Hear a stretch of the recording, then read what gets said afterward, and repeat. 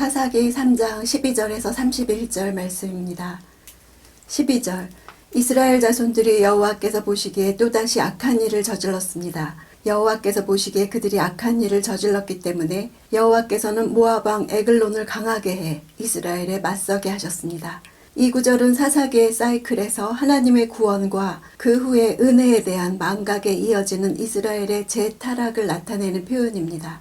직역하면 이스라엘 백성이 여호와의 목전에 그 악을 행하기를 증가시켰다 이렇게 됩니다. 우리말로 또다시라고 번역된 단어가 증가하다, 더하다라는 뜻입니다. 이스라엘은 태평의 기간이 길어지니까 그 전에 행했던 악보다 더 큰 악을 행했다는 것을 보여줍니다. 악한 일 앞에 정관사가 붙어서 여러 죄악 가운데서도 구체적으로 이미 알고 있는 악을 지적하고 있습니다. 즉 앞에서부터 계속 지적된 바알과 아세라를 섬긴 우상 숭배의 악을 지적하는 것입니다. 그들은 고난 가운데서 구원해 주신 하나님의 은혜를 망각했을 뿐 아니라 과거 역사를 통해서 교훈을 얻어야 하는 역사의식마저 결핍되어 있었습니다. 모압이라는 이름은 아버지를 의미하는 아부하고 모모로부터라는 출처를 의미하는 전치사가 결합된 단어입니다.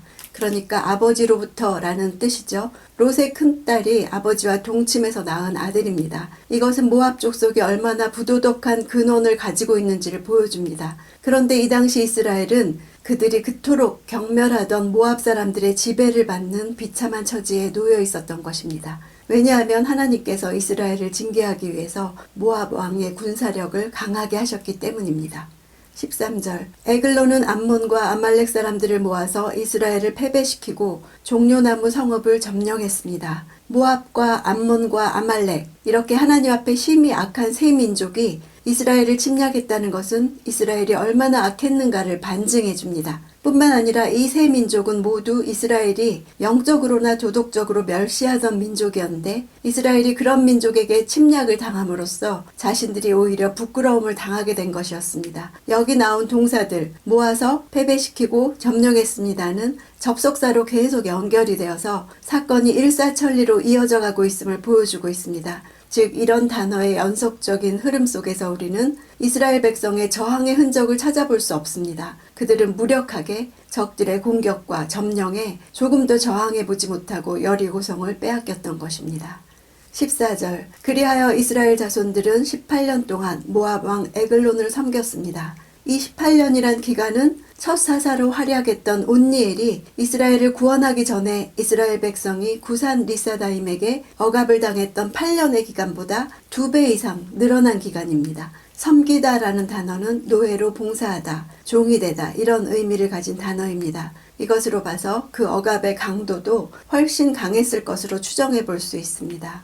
15절 그러나 여호와께서는 이스라엘 자손들이 여호와께 부르짖을 때 베냐민 지파 게라의 아들인 왼손잡이 에훗을 그들의 구원자로 일으켜 세워주셨습니다. 이스라엘 자손들은 모압 왕 에글론에게 바칠 선물을 그를 통해 보냈습니다. 우리말로 왼손잡이라고 번역된 단어는 그의 오른손이 다친 사람 이런 뜻입니다. 즉 무엇인가 기능면에 있어서 부족한 사람이라는 뜻이 있습니다. 게다가 베냐민 지파는 가장 세력이 약한 지파였고 또한 베냐민이란 이름이 오른손의 아들이란 뜻입니다. 에훗이 오른손으로 칼을 쓰지 못하니까 사람들은 그가 칼을 전혀 쓰지 못할 것이라고 추정했습니다. 그런 이유로 에글론과 단독 면담을 요청했을 때 에글론 앞에 갈 수 있었습니다. 이렇게 에훗은 깜짝 놀랄 만한 선택이었습니다. 하나님은 이스라엘 백성이 전혀 예상하지 못한 방법으로 그의 구원을 이루십니다. 하나님이 사사로 세운 에훗은 이렇게 여러 기준에 비춰볼 때 지도자로서 적합하지 않은 사람이었습니다. 하나님께서 이런 사람을 사사로 세우신 것을 볼 때 우리의 능력은 그렇게 중요하지 않다는 것을 알 수 있죠. 하나님은 오히려 약한 자를 선택하심으로 강한 자를 부끄럽게 하십니다.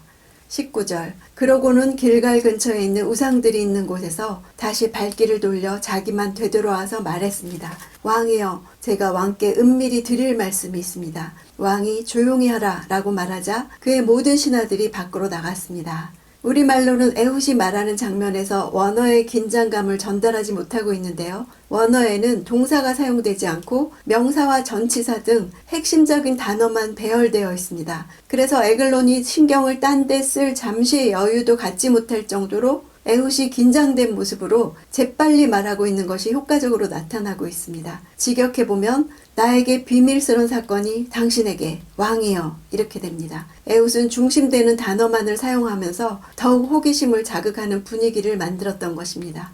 이스라엘의 대표자로서 공물을 가지고 왔던 사람이 조용히 아무도 데리고 오지 않은 상태에서 왕과의 대화를 요청하는 모습은 에글론에게 긴장감을 더해주기에 충분했을 것입니다. 20절 그러자 에훗이 그에게 다가갔습니다. 왕은 지붕 위에 있는 시원한 다락방에 혼자 앉아 있었습니다. 제가 왕께 드릴 하나님의 말씀을 갖고 왔습니다. 라고 에훗이 말했습니다. 그러자 왕이 자리에서 일어났습니다. 에훗은 여기서 여호와라는 말을 사용하지 않고 엘로힘이라는 말을 사용했습니다. 이것은 에글론으로 하여금 신들이라는 이미지로 받아들이게 했습니다. 에글론이 그가 섬기는 신 중에 하나가 자기에게 어떤 신탁을 내려준 것으로 생각해서 자리에서 일어나게 했습니다. 22절 칼의 손잡이도 칼날을 따라 들어갔습니다. 에훗이 칼을 왕의 배에서 빼내지 않아 몸속의 지방이 칼날을 감싸고 등 뒤로 나왔습니다. 개역성경은 칼끝이 등을 뚫고 나갔다는 의미로 번역하고 있는데요. 원어에는 단지 그것이 구멍을 향해 나갔다 이렇게 되어 있어서 몇몇 성경 번역본을 보면 배설물이 나왔다라고도 되어 있습니다. 그래서 신하들이 밖에서 냄새로 인해서 용변을 보고 있나 보다 하고 생각한 것이라고 추측하기도 합니다. 피와 기름이 뒤엉켜서 칼날조차 다시 빼어내지 못한 끔찍한 모습으로 죽었음을 묘사하고 있습니다. 24절 그가 가고 난 후에 신하들이 와서 다락방의 문들이 잠겨있는 것을 보고서 왕께서 시원한 다락방에서 용변을 보고 계시나 보다 라고 말했습니다. 개역성경에는 발을 가리우다 이렇게 돼 있죠. 그 표현은 잠을 잔다, 용변을 본다 이런 관용적인 표현입니다. 두 가지 가능성을 다 생각할 수 있죠. 26절 한편 그들이 기다리고 있는 동안 에훗은 도망쳤습니다. 그는 우상들이 있는 곳을 지나 스이라로 도망쳤습니다. 에훗이 도망쳤다는 문장이 2번 반복됩니다. 직역하면 그리고 에훗은 스스로를 안전하게 했다. 그리고 그는 스스로를 안전하게 했다. 이렇게 불필요하게 보이는 동일한 단어를 반복했습니다. 이것은 에훗이 자신의 생명을 보존하기 위해서 얼마나 필사적으로 달아났는지 잘 보여줍니다. 27절 그가 그곳에 도착해 에브라임 산지에서 나팔을 불자 이스라엘 자손들이 그를 앞장 세우고 그와 함께 산에서 내려왔습니다. 이스라엘 군사들이 산에서 내려왔다는 것을 볼 때 그들이 넓고 기름진 평원은 다 빼앗긴 채 산지에서 숨어 지냈던 것을 짐작하게 합니다.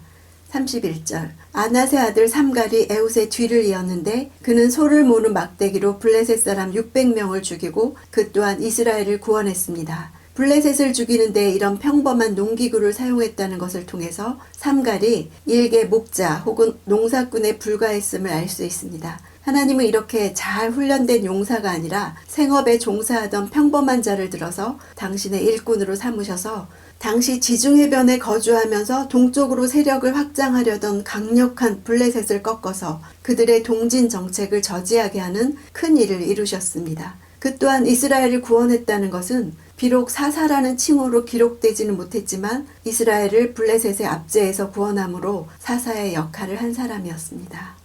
온니엘 이후에 40년이 평화했는데 에훗 이후에 80년이 평안했다고 기록되어 있습니다. 고대 근동에서 사는 동서남북을 가리키는 완전 숫자였습니다. 10 또한 완전 숫자로 2를 곱한 40은 완전을 의미합니다. 비참한 노예로 사는 대신에 내 삶의 평화가 이루어지는 것은 하나님의 구원의 역사를 통해서 뿐입니다. 그 방법이 예상하지 못한 사람을 통해서 예측하지 못한 방법을 통해서 왔습니다. 날 구원하기 위해 오신 그리스도께서도 어느 누구보다 기대되지 않았던 왼손잡이와 같은 분이셨습니다. 그 구원자가 오셨을 때 우리가 보기에 흠모할 만한 아름다운 것이 없었고 멸시를 받아서 사람들에게 버림을 받았습니다. 비주류이셨고 세상이 통치자라고 여길 만한 것이 없으셨습니다. 지금 내게 오신 그리스도도 연약해 보이십니다. 십자가라는 방법은 세상을 이길 것 같지 않은 방법입니다. 하나님의 구원은 세상의 강점이라고 부르는 것을 통해 나오지 않을 것입니다. 우리 또한 세상에서 그렇게 살 것입니다. 고린도전서 1장 26절 27절 형제들이여 여러분의 부르심을 생각해 보십시오. 육신적으로 지혜 있는 사람이 많지 않고 능력 있는 사람도 많지 않고